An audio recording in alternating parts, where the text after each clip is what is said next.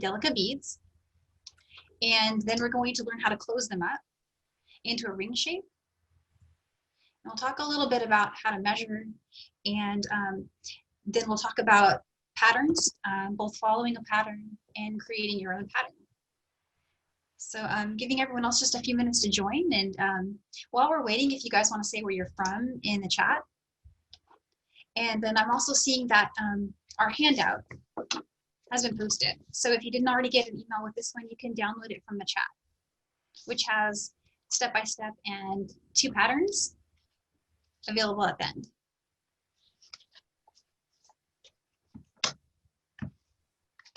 All right, I'm seeing where everybody's from here. We've got Toronto and Texas, Chicago, San Diego, Phoenix. Oh, hey, hi, Renee. I see Renee from Redmond there. San Diego, Delaware, Cali, South Carolina. Great. All right, well, so we've got a big group, so I'm gonna go ahead and get started. And so just, I'm gonna reintroduce the project one more time, just for everyone who's joining late. There is a handout in the chat, and it has a step-by-step instructions for everything we're gonna do today. And it also has patterns at the end. And what we're gonna learn how to do is start peyote stitch, how to build it, how to follow a pattern if you're following it. And that reminds me, I wanted to say, so for beginners, I would recommend making a solid colored ring for the first time if you've not done peyote stitch before. Just focus on learning the stitch and learning the measurements, and then attempt a pattern with your next ring. But if you've done peyote stitch before and you want to try a pattern, we're going to walk through the chevron one because it's a pretty easy one to follow. And then at the end, if we get time, I was going to talk about making your own patterns. All right, so if everyone's ready, I'm going to switch cameras and get started. Okay. That focus there. So these are 2 samples that I have ready to go to show you how to add thread and to show how to close them. And I figure we'll demo that at least 2 times. But I'm going to start a brand new one. And I'm using Nymo thread. It's size D. And so for a ring that is, you know, anywhere between 5 and a size 9, you probably need about 36 inches of working thread. So I'm pulling about that much now.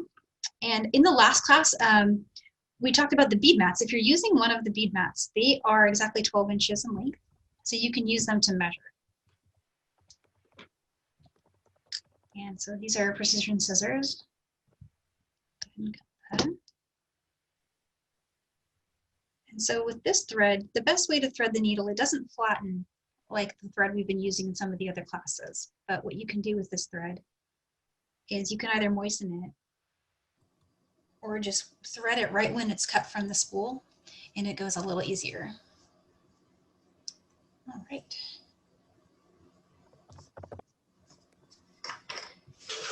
So I'll talk for just a second about patterns. So in the handout, there is a word chart. And we're going to start with the word chart and build from that. But like I said before, if you're a beginner, go ahead and just choose a color you like and just string 10 of them and just keep working with that same color. So rows 1 and 2 in peyote stitch, you always build the first 2 rows at the same time, and then each row after that is built like it fits in like little bricks. So you have these little stacking pattern. So I'll show you getting started with that. And I think I'll use green, it's a little easier to see.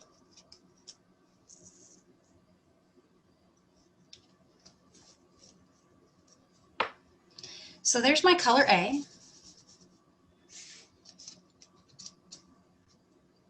And for color B, I'm going to use this really pretty blue. There's color B.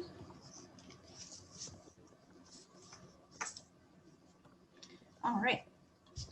And so picking up 10 color A's is the first step. So I'm just going to go ahead and pick up 10 beads here. And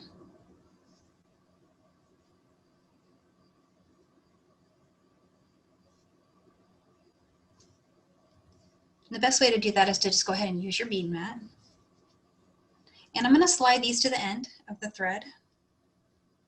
Leave enough tail to weave in. It doesn't have to be a lot, maybe 6 inches or so.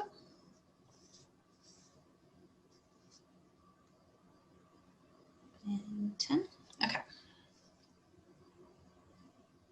All right, so I've got 10 on there. The next step is pick up the first bead of row 3. So this is an easy pattern, so the first is just another A. So the first of row 3, picking up 1 A. So what you want to do is skip the last bead you added and go into the bead above that, just that single bead there. And bring that through. And when you pull tight, what I like to do is I take the tail thread and the working thread and pull on them together. And what you'll see happen is those will sit next to each other, one on top of the other. I'm going to see if I can zoom in just a little more for you guys.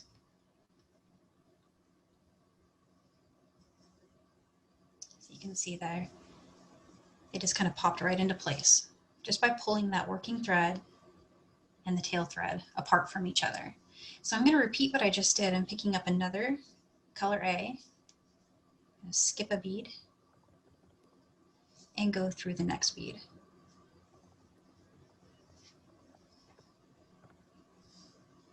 And then just pull. Again, pulling the tail thread and the working thread apart.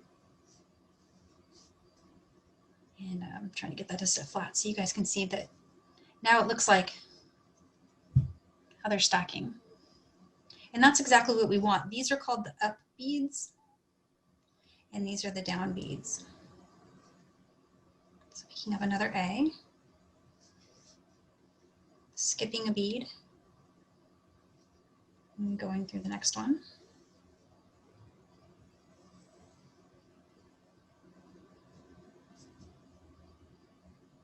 Pulling apart the working thread and the tail, they snap right into place. Picking up another A.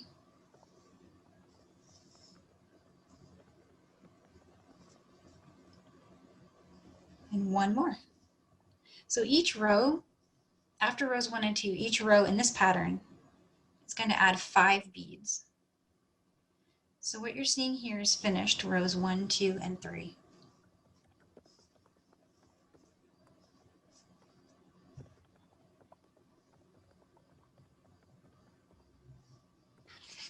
And so I'm going to go ahead and add row 4, which is 5A. So I'm going to pick up 1 size A seed bead, or sorry, color A seed bead, string that,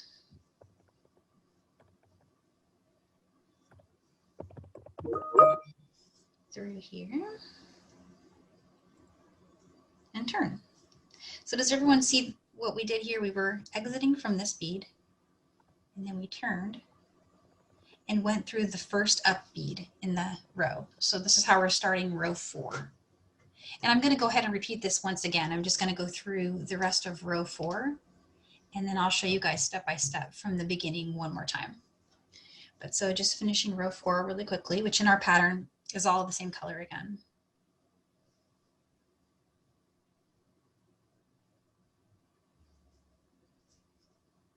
So going into the next up bead. Oops, sorry about that.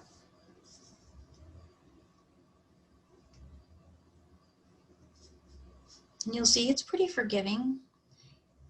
Even if it gets a little wonky, you just tighten it up. And it'll go right back to being in a good spot again. Another tip for when you're working with this thread, this is a really delicate thread. Try not to pierce it when you're doing your next stitch. So see, I've added a bead here and I'm about to go into this next bead, but this thread here is exiting and it's really close. It's very easy to puncture it.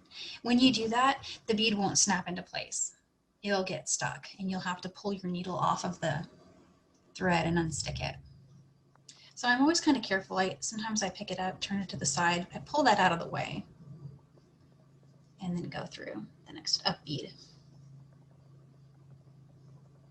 But yeah, when I get to working quickly with peyote stitch, I occasionally do that, and I just have to pull the needle off and pull that stitch out. All right, so there's rows 1 through 4. And I'm going to go ahead and start another one. Okay, so cutting another 36 inches of thread. And this is size D Nymo. The set that I'm using is Earth Tones. Earth Tones looks like this. It's a really pretty set. I'm using this color so you guys can see it today. But look at this golden one. It's really pretty. I like that. And I'm threading a size 10 hard beading needle. And I'm using the John Bead Miyuki Delica's.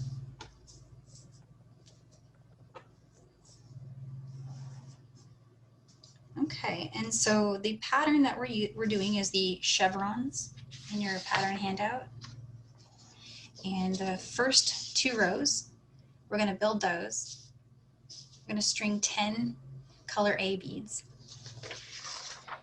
And let's see, last time I had my color A as green. Let's do blue this time.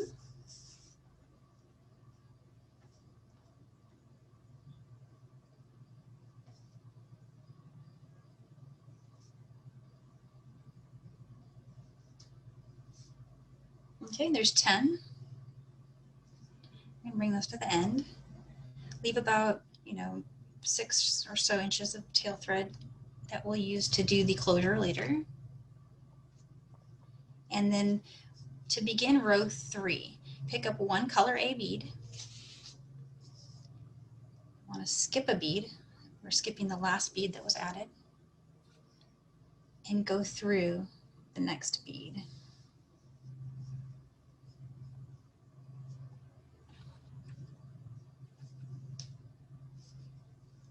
And pull down, and now pull the working thread and the tail thread apart to tighten it up, and you'll get this shape. And picking up another color bead, skipping a bead, and going through the next one.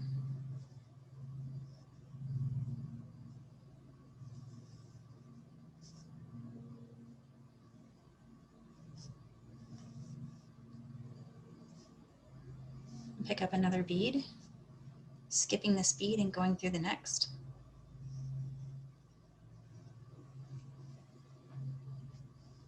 Pulling the working thread and tail thread apart so it just snaps right into place. The next one.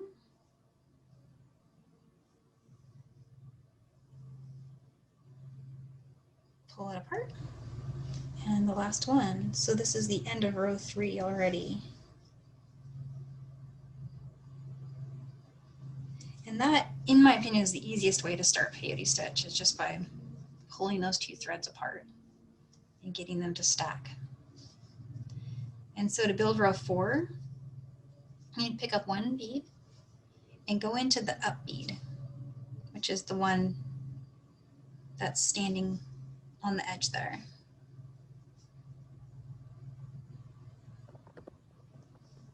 Pick up 1 more, go through the next up bead.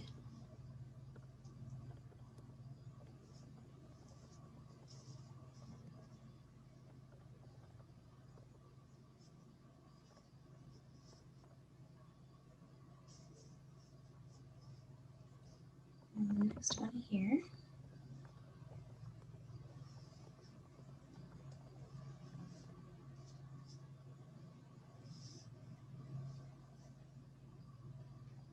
That's my tail thread getting in the way there. Sorry about that. And the last one.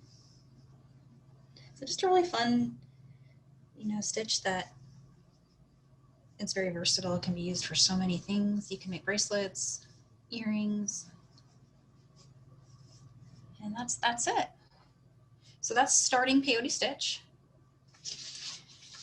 And I'm thinking while we're still talking about starting it, I wanted to point out in the handout there is a recap of everything we just did. So you'll be able to see what we've done. We built rows 1 and 2, row 3, and then we would turn and build row 4. Going back the other way. Okay, so patterns. The pattern that we're doing starts with a solid section. Let me actually bring the picture, it's a little easier to see. Bring the picture over here. It starts with a solid section, and I did this because when you're not sure what size it's going to be when you're making a ring, if you have just a solid section at the beginning, you can have your full pattern show, and this part will just be on the underside of the ring. Sorry, this part right here will be just on the underside. It would be the part that's here, and so you can have your ring not have to line up exactly. But an alternative to that is to have a pattern that's just straight in a row that repeats over and over. And an example of that is here.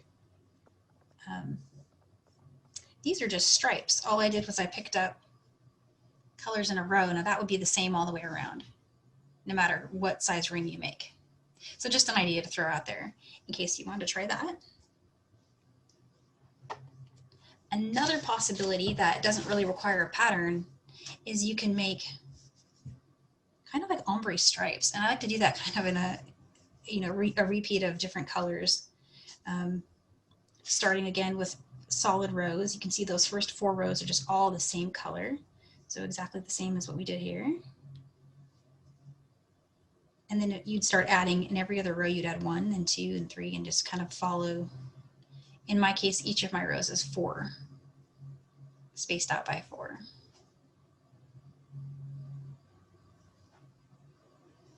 And so we're doing really well on time. Do you guys want to see starting one more? Hi, Danielle. It's Carmi from John Bead. Hey. They had a little bit of a difficult time seeing the lighter colored beads. I started thinking that the moment. Yeah. Why don't I do one more in red? If you would do it in red, I think that would be really helpful. Okay. And honestly, this is the only part of peyote stitch that's even remotely challenging, so I think it's worth repeating, because after this, it's so easy. You're getting a good response to wanting to do it again, so they will appreciate that. Great.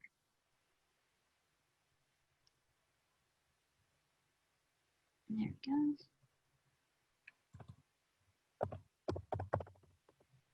And so what I'm doing here is cutting about 36 inches of thread and threading a size 10 hard beading needle. And the pattern we're following is the chevrons. And I'm going to go ahead and pick up 10 color A beads, which represents rows 1 and rows 2 of the pattern. So just really quickly going to string 10 color A's.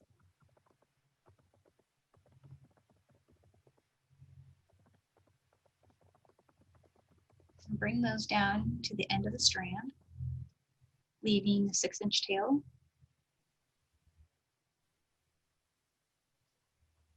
This color is gorgeous, by the way. I love this color. You guys are probably wondering what it is. I'll tell you. It is 602, DB 602. All right, so there's 10 beads on the string with a 6-inch tail. I'm going to pick up the first color in row 3 is also color A. I'm picking up the first bead of row 3, and I'm going to skip a bead and go through the next bead. Just that one bead there. Go ahead and pull thread through. And at this point, what I like to do is hold the tail here and pull the working thread. And what you'll see is tighten up into that shape. which is those two bottom beads that's stacked on top of each other, and the thread, working and tail threads are both coming out of the bead above it. And pick up one more bead, skip a bead, and go through the next.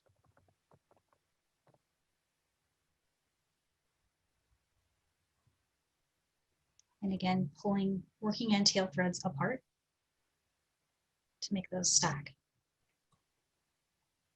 Pick up one more bead, skip a bead, go through the next one.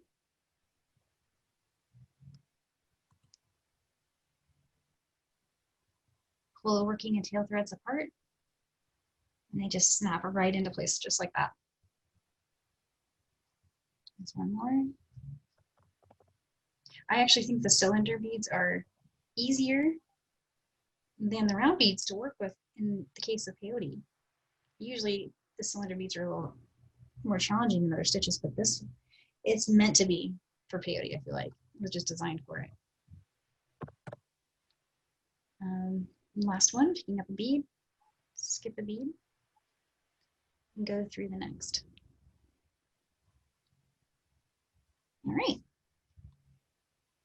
And so I wanted to show you guys just getting started in a pattern. We won't have time to work the entire ring, but if you're liking this color, I thought I might just keep working through our pattern for a few more rows so you can see when we start adding in the bead.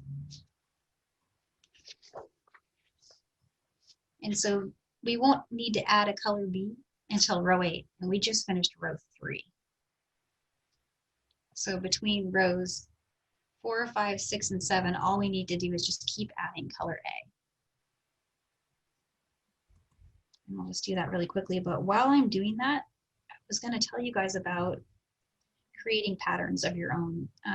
You don't always have to sketch them out first, you can, but sometimes it's fun just to color block. So choose colors that you really like seeing next to each other, even just laying the tubes out and playing with what looks good in what order. That's probably where I'd say 90% of my inspiration for most designs comes from, is laying those seed tubes out next to each other. They're so pretty. Danielle, I have a question from you from the sidebar. Sure. If somebody wanted a ring that wasn't as wide, they would just have a shorter number of beads to start with, correct? Absolutely, yeah. So this is a ring that starts with 10 beads. So each row adds 5 beads, and it's the equivalent of this one and this one, and I'll show you what that looks like on. So it's going to be about that big. I'm sorry, this one's not closed yet, but about that thick. So that's starting with 10 beads right there. So if you wanted it thinner, how many beads would you start with? 8, and then 8 would be 4? Yeah, 8 would be good. So here's what 8 would look like. And here's what starting with 6 would look like. And yeah, you could start with 4, and 4 would be a little tiny band like that. And that would work great too. You can start with any even number you'd like. You can do an odd number too, but that's a different, a little different step. Odd count peyote, you would have to do a turn. And this is one that started with not 10, but 8. And this is just a little stripe one I was working on to complement this one. So you can see the difference in thickness here too. There's 10 versus 8. Actually, I quite like the 8. I think it's a perfect size. And if you want to adapt a pattern down, so say there's a pattern you really like, and you want to use it, but it's got too many rows, you can always remove a row from one from the other side and one from the other side. You can just take some scissors, just cut the pattern and follow with a Post-it. Done that sometimes. It tends to work pretty well.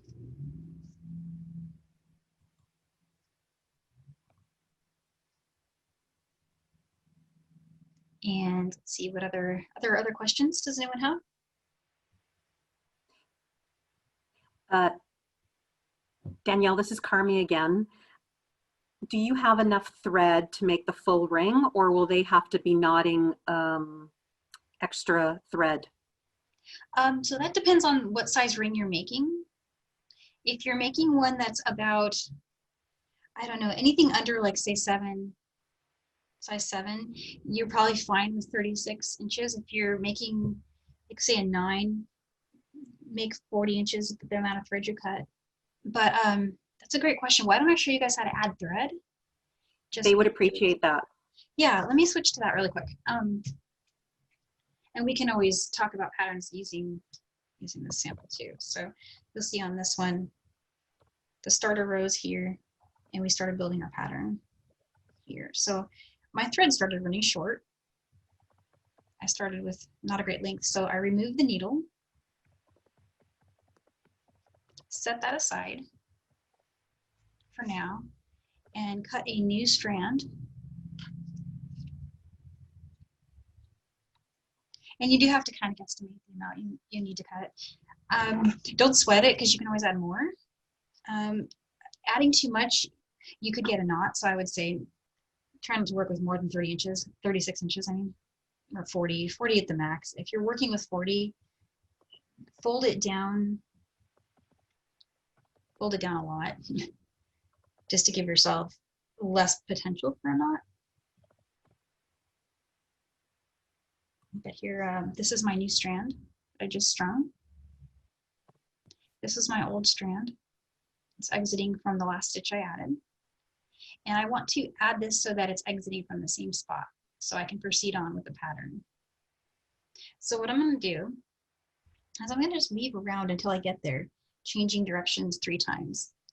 You guys will start to hear me say that a lot if you've taken our other classes. It's kind of a theme, but it is the way to lock in thread. So what I'm doing is just going through the beads. I went through that one. I went through this one. It doesn't matter which bead you go through. And just go through a few. This is the 4th bead I'm going through. And this end over here, the tail that I'm leaving here is really short. I'm just going to trim it as soon as I lock my thread in. Okay, so you see how when I pull it still moves? The test is when we pull and it doesn't move anymore, the weaving in has worked. So there's 4 beads that I've gone through. I'm going to turn now and change direction. And in Peyote stitch, the bead that's next to it, you can turn and go through that bead, no problem. And you won't even see the thread, see it disappear in there. You can spin the beads and it just tucks right in. So now I'm going to continue down through there. And go down maybe one more, and then I'm going to turn again.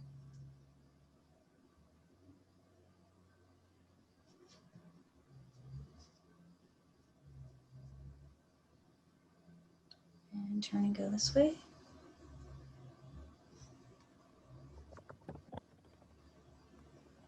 So see, I changed direction just by going into the bead that was, I exited this one and then went back through this one.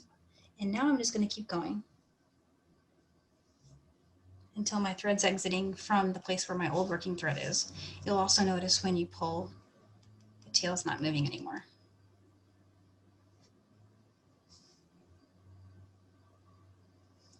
So I'll just keep going through this way.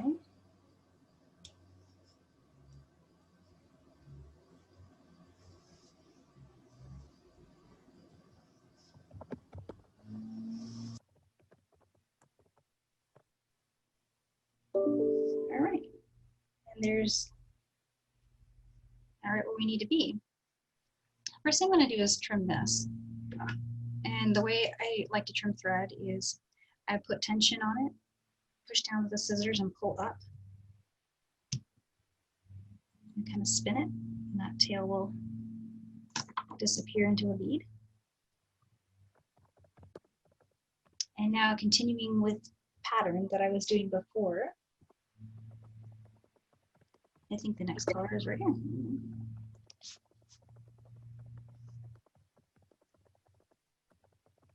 So this is one where you would just keep building your rows until you have about 3 or 4 more rows. And then, oops, I missed that bead. Take this thread here and weave it back in, upward into the work. It's not as, it's such a thin thread that if you wanted to, we could weave it in now into the work that's existing. That would be okay to do too, but it's just a habit that I have where I build a few rows and then I string that old working thread and weave it into the work above it, just so I'm not doubling up places where I have multiple passes. It's just, especially if you're working with these tiny beads, but like I said, it's not essential with this thread. It's very light and thin, so you can get away with doing either, whichever way you prefer. So let's see, if we're at 130, I see there's one question here.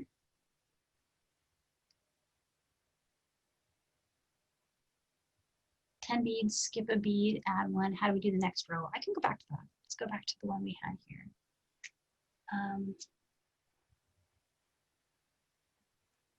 Actually, we had 2 that we were working. This one has row 4 on it. And this one I was just starting to add the 5th row. But essentially what you're doing, I think I'm going to show you on a printed out pattern.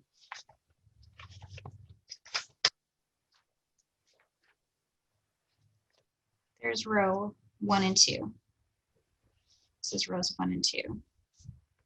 And you turn and you're adding rows 3. That's row 3. Then you turn and you add row 4. The bead would go into each space. So you would pick up a bead, turn, and go through this bead. And when you do that, the new bead's going to stack right there. And you'd repeat that here, picking up a bead, go through the next one. You'd see that new bead would stack. Pick up a bead, go through the next one. You keep doing that till you get to the end. When you get to the end, you would have a bead stuck right here. That will allow you to turn and go through it to build the next row. And you'll keep going, and each row will stack on top of the other.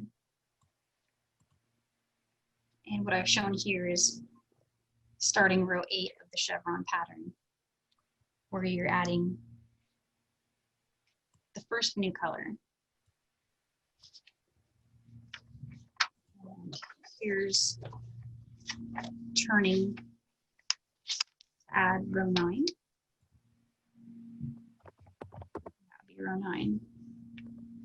I hope that answered the question.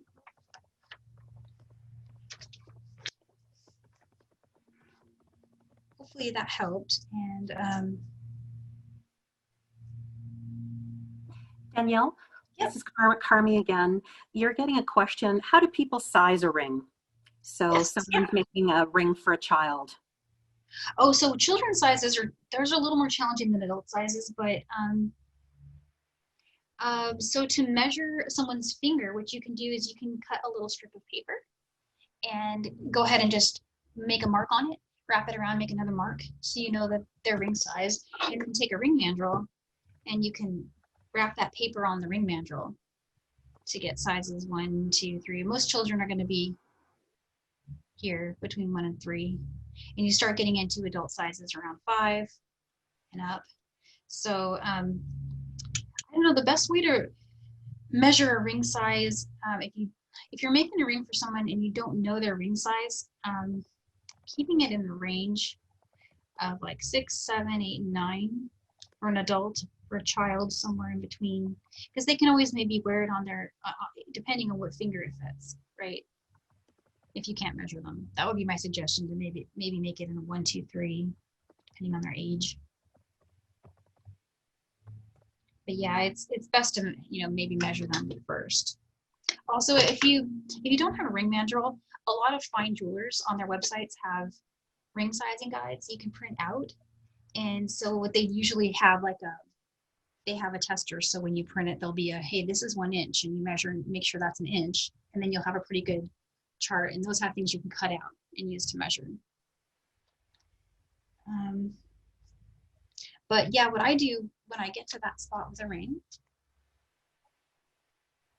so when I'm making it for myself, I just use it. I just measure around how I'm gonna wear it. But if I'm making it for a friend, and I know their ring size, I'll use the mandrel and I'll measure it around the mandrel. Whatever number it's sitting on top of, that's the size you're making it to. And also you'll want to keep in mind that the difference between making a peyote ring and a small ring is that you're going to want to go up a little bit in size, because a ring that will fit your hand that's thin is going to be smaller than a ring that's thick. The thicker it is, the bigger you're going to want to make it. So you'd want to bring this one, I've made it to like a, I don't know, maybe like a 6.5.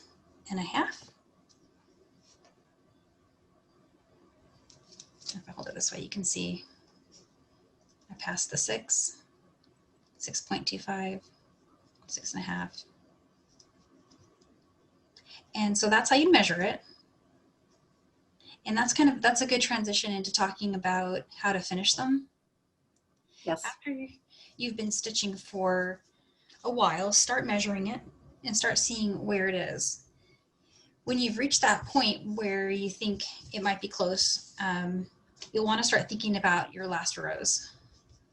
With your last rows, they need to be, and I'm going to bring a picture over again so it's really clear to see it. The rows need to be offset from each other like teeth, so they lock. And what that looks like is here. So this is our ring here, and the pieces should interlock to each other. So if you've ended on a row where they're both up beads on the sides, you'll need to stitch on one more row, and it won't make a big difference in sizing. So don't sweat adding an extra row. That won't make it not fit. It will be fine, but you'll have to add a row if you don't have interlocking. And the way to do that, and I'm going to walk you guys through it on 2 rings, but starting with your working thread, you'll want to fold the ring together and take your working thread and go into the bead on the other side that corresponds to it. So you see, I would take this thread and I would go into that bead. And then what you'll do is follow up and go to the other side again. So connecting the up beads from each side of the bead, almost like a zipper.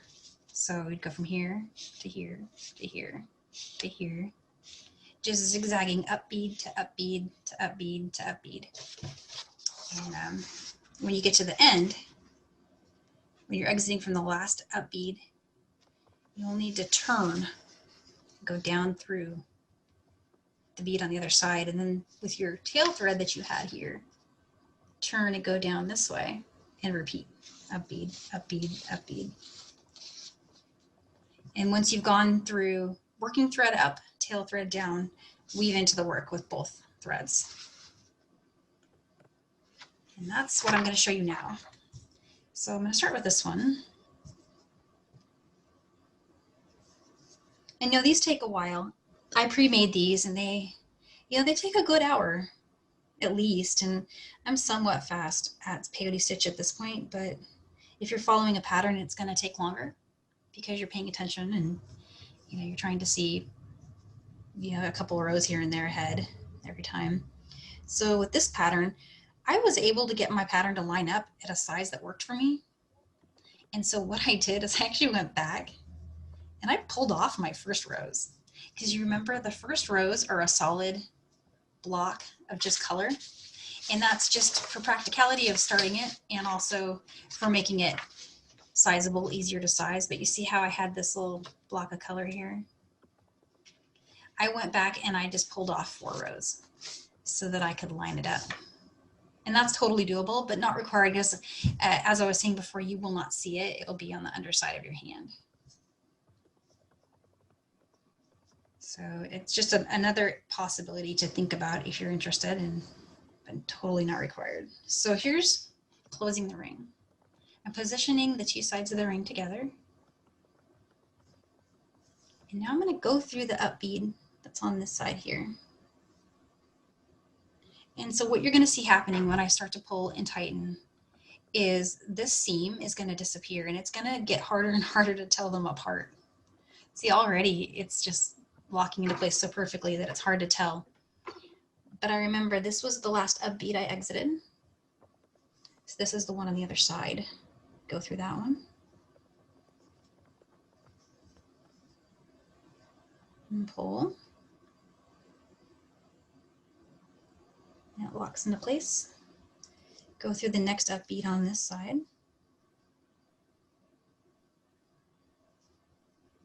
And don't worry, I've got another sample, so we're going to do this twice. And I know this part is not only tricky, but a little hard to see. And another tip is if it starts to get loose on this end, pull on the thread that's on that side, and it'll tighten it up. So that's what I'm going to do now. I'm going to pull. Do you see those guys lock? There we go.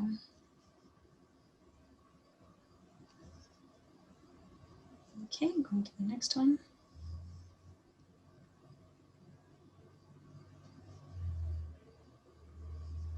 And again, I'm being careful not to pierce the thread. And it's surprisingly easy to do. If it happens, no worries, just go ahead and remove the needle. But see here, I'm just going up bead to up bead.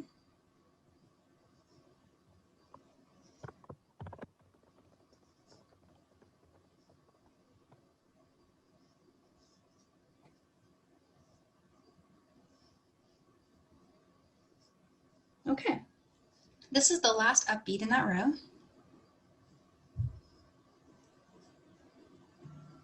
And now what you'll see is my thread exiting from one side, and now my tail thread's on the other.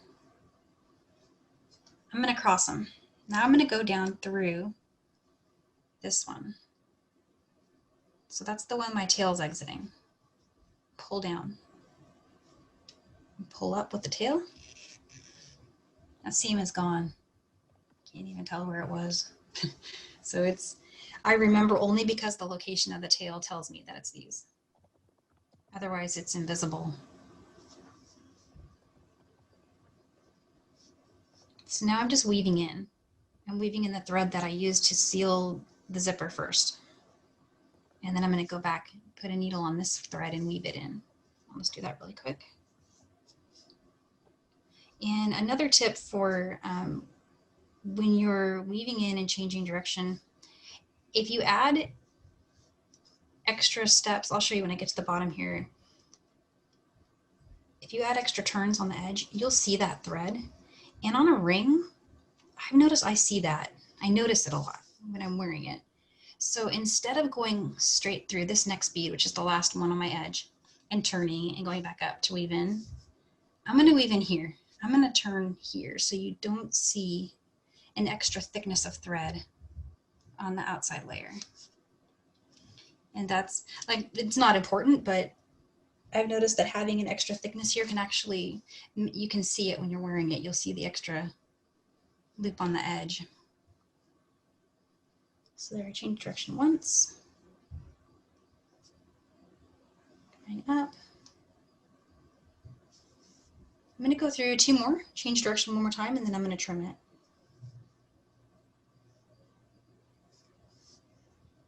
Okay, turning here.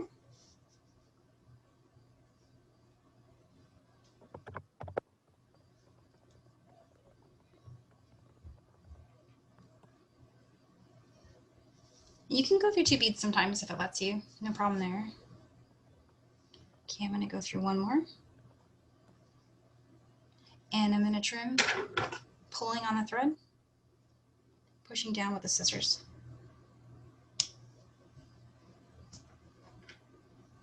And there it is. So where this tail thread is exiting, that's where my seam was. And you can't even see it. It's just so fun. Hopefully I can get this off. Good. Yay. Hi, Danielle. It's Carmi. I'm just checking in. We are great for time. Awesome. But you have received two really good questions that I think everybody would benefit from seeing the answer to. Awesome, yeah. So someone started their project and they got better and better as they went along. So are they able to take off maybe the first 2 or 3 rows that they didn't do as well? Or should they start Absolutely. over? Yeah, and actually that's one of the things that I love about Peyote stitches. It's very easy to do that. And that's how I made this one join all the way around, as I pulled off my first rows so that I could make my pattern complete. So here's one where we can show you pulling the rows off.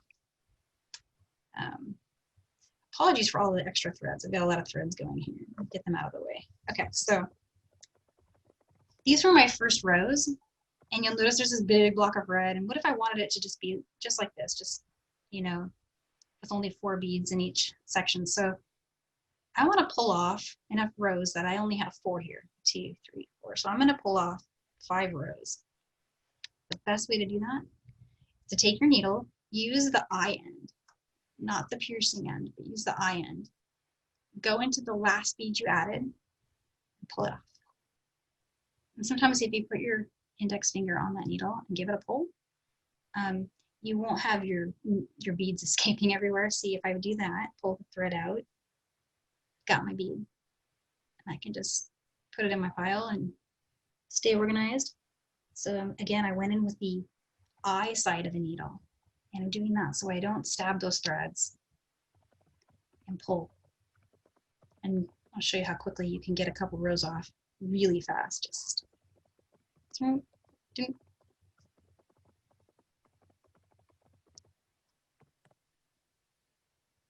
yeah, no, that's a great question.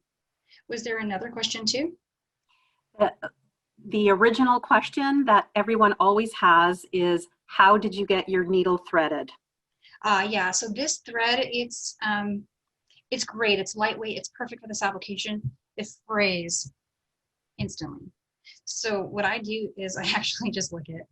No joke. It's not the most glamorous, but I totally do that. I did that really quickly earlier. It's awesome that I only have my hands on the camera. But yeah, when it's moistened, it'll go right through. Okay. The other question people had is, you had 2 strings at the end of your finished ring. Would you weave in that second string also? Yes, absolutely. You'll want to weave in both your working and your tail threads. So on this ring, I had just finished weaving in my working thread. And the next step for me there would be to weave in the tail. And so again, I moistened that just now. And this one has been worked with a lot, so getting that through was a little challenging, but it's one of those things where, you know, oh, another thought I have with this, these needles, these size 10 beading needles from Micheals, they come with a threader. That threader, it's gonna break if you try it with Wildfire, but with Nymo, I have a hunch it would work for this. So what you would do is you would put that threader through, and then you'd bring your thread through it and pull it, and it brings the thread inside. So you don't even have to worry about threading it. So give that a try. It comes with the needles when you buy them. And I have a hunch with the Nymo that it'll work great. Do you guys want to see me weave this in really quick? Yes. Okay, great. So this is where I was exiting. And believe it or not, there's a seam here. It's just, it instantly disappears. What I love about Delica's. And earlier I was mentioning that when you do your turns, I'll show you what it looks like right now, but if I do my turn here, and I pull this, it adds a layer of thickness to the side, which isn't really bugging me with this one as much, but with some designs, especially light colored beads, you can see that extra bubble of thread and it'll bug you when you're wearing it because it'll stand out. So what I like to do is go back through the same bead and then weave in from just one layer in. So I'm exiting from this one. I'm trying to go through this one. And the cool thing about weaving in after you finish one side is you can hold it like a ring. It makes weaving it in easier. So all I'm doing now is just going through 3 or 4 beads And I'm going to turn. There's bead 3. I'm going to turn and go through this one. And then peyote stitch the beads that are next to each other. You can watch what happens when I turn and go through this one. It'll just disappear. That thread is going to snap in place. You can roll it. These cylinder beads will roll in this design, and so it's a way you can hide the thread even easier. So I'm going to come up through another one. And go one more. Turn, go down again. You notice I'm not turning on the edge, I'm turning on one end from the edge, so you can't see my turns.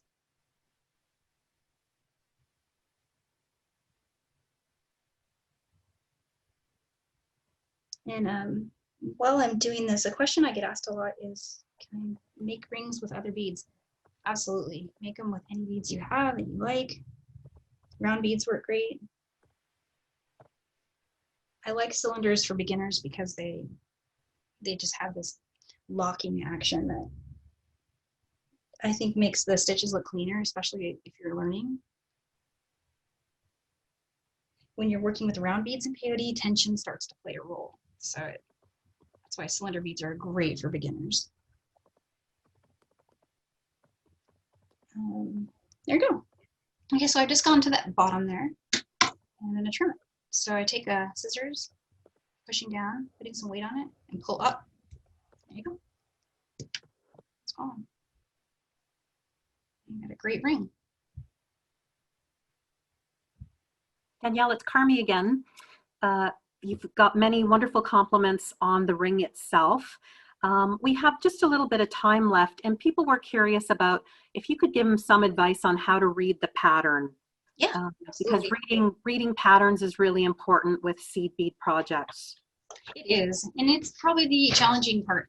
Everything else, I feel like, just works out great, but then pattern reading is hard. So I'm going to go ahead and bring the pattern over. So what you see when you start with a pattern is you'll have a legend, and you'll have your colors. The first thing I always do is decide what's my A, B, C, D color, and I lay them out. I'll pour out color A, color B, color C, and I'll put them in a row.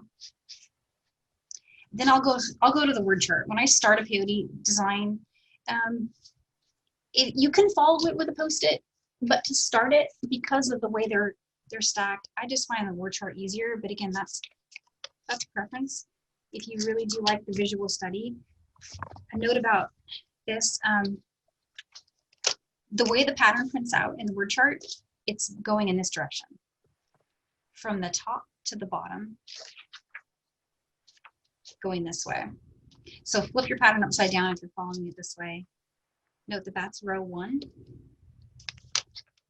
and that's row 2. A total of 10 beads in the case of our pattern. And so what that looks like on the word chart, rows 1 and 2, from the left, 10A. And so they're showing us stringing 10 beads from the left. And that means that you've done this row and this row. And then row 3 is here. And that's where the Post-its come in handy, because then you know you're going to go A, A, A, A, A. But I would recommend for beginners just going with that word chart and using the Post-it note to know which row you've done. So after you finish row 6, move it down 1. And then complete it that way. But if you ever lose your place, there is a trick to finding out where you are. For example, if you lose your Post-it and you have the visual graph, you can use the sides to count. So lay your piece out and you'll know which way it's starting, because you'll have your up bead and your down beads to guide you. There'll be a down bead on one, up bead on one side, and then down bead on the other. So lay it out and then count via the side how many, and that way you can figure out where you are.